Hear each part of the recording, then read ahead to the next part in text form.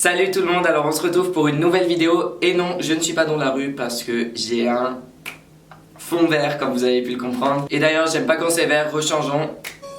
Voilà, là c'est mieux. Dans cette vidéo, ne m'appelez pas Antonin, appelez-moi Professeur Emoji. Parce que dans cette vidéo, je vais vous apprendre comment utiliser les emojis. Ok, chacun utilise les emojis de sa façon, vous allez me dire. Mais il y a quelques significations que personnellement j'ai données à des emojis et que j'utilise dans mon quotidien. Et j'ai voulu vous partager tout ça. On va parler d'emojis comme si c'était un cours sur les emojis. Parce que ouais, on n'en a pas en cours malheureusement.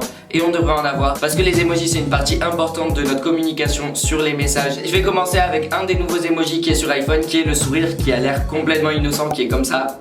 Ce smiley, vous pouvez l'utiliser de différentes manières. Par exemple, si vous faites comme ça, c'est juste un sourire innocent. C'est un peu l'emoji que tu utilises dans des relations avec des personnes que tu connais, mais dont vous n'êtes pas complètement amis. Par contre, si tu ajoutes à l'emoji sourire innocent, l'emoji sourire innocent de l'autre côté, là c'est littéralement une réponse à une blague de merde. Genre en mode, quelqu'un te raconte une blague nulle et t'es là. Cette blague était nulle. Il y a un théorème sur les emojis à savoir, c'est qu'un emoji, lorsqu'il est accompagné par un autre emoji, peut changer complètement la signification de ce premier emoji. Voyons des exemples. Par exemple, il y a cet emoji qui est en mode tu pleures, c'est en mode désespoir. Par contre, si tu utilises cet emoji avec cet autre emoji, l'emoji mort de rire, là ça change complètement la signification. Cette combinaison veut dire que t'es mort de rire et tu ris jusqu'à en pleurer. Après il y a l'emoji poignet, donc en mode emoji poignet tout seul, c'est vrai qu'il sert pas à grand chose. Mais si vous y ajoutez cet emoji, voilà, ok. Après il y a cet emoji qui est juste l'emoji d'un fruit, la pêche. Mais c'est vrai qu'on peut y donner une autre signification. Je sais pas si vous voyez ce que je veux dire. Ouais, je vais rajouter un truc. Ok, là je pense que vous voyez ce que je veux dire. Après il y a tous les emojis des animaux, il y en a plein et tout. Par contre, vous pouvez prendre un animal et y ajouter cet emoji et ça devient directement plus bof. Quand il pète, il trouve son slipper.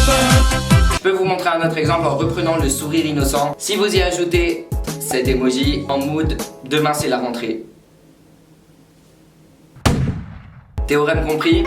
Je voulais vous parler de cet emoji parce que je trouve que les gens ne l'utilisent pas assez. Donc sur iPhone il est situé dans nature, donc c'est celui de la lune qui fait ce sourire en mode.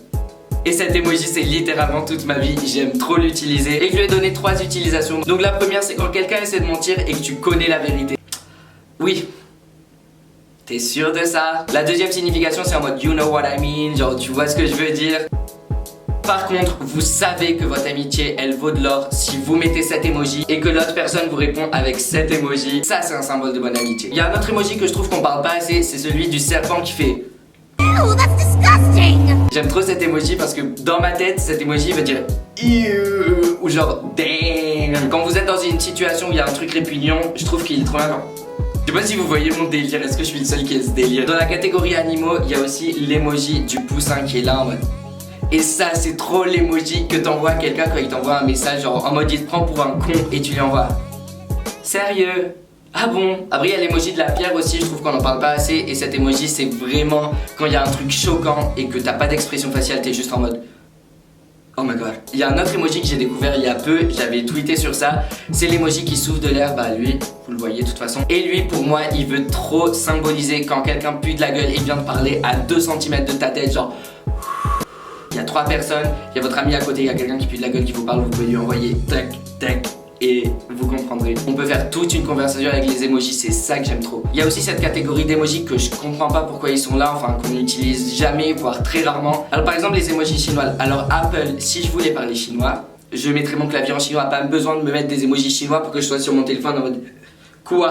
Après il y a plein d'autres emojis où je suis juste en incompréhension, genre je comprends pas pourquoi ils sont là. Par exemple, pourquoi est-ce qu'il y a 4 boîtes de lettres? Une c'était assez je trouve. Et vous nous mettez 4 boîtes de lettres alors qu'il y a plein d'autres emojis qui pourraient exister et qui n'existent pas. Laissez-leur la place. En tout cas voici la fin de cette vidéo. J'espère vraiment qu'elle vous a plu. Mettez-moi en commentaire quel est votre emoji préféré, celui que vous utilisez le plus. J'aimerais trop savoir. Ou carrément mettez-moi genre la liste de vos emojis récents. Si la vidéo vous a plu n'hésitez pas à mettre un gros pouce bleu. Ça me fait toujours plaisir. En tout cas moi je vous dis à très bientôt. Bye.